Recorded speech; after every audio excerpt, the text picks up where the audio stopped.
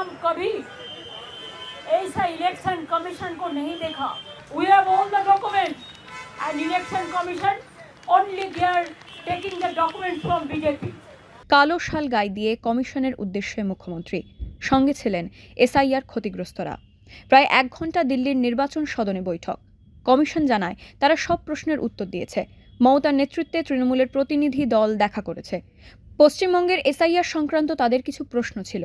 কেউ যদি আইন নিজের হাতে তুলে নেয়, সংবিধান অনুযায়ী কঠোর ব্যবস্থা নেওয়া হবে।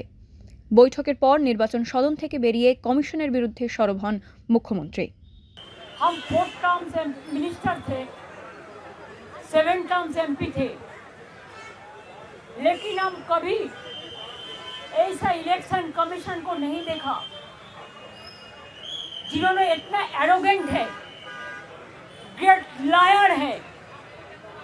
हम उनको कहा था कि आपको कुर्सी को हम रेस्पेक्ट करते हैं, because no chair is permanent for anybody, one day you have to go, but don't create this precedent.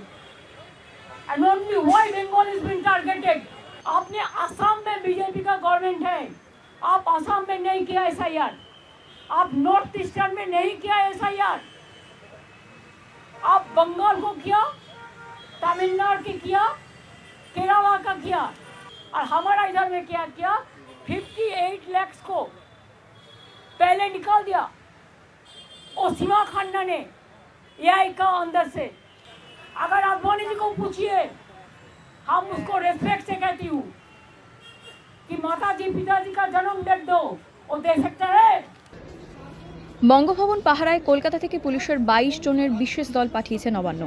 দিল্লিতে পৌঁছে তাঁরা বঙ্গভবনে থাকা এসআইআর কর্মীদের নিরাপত্তার দায়িত্বে থাকবেন।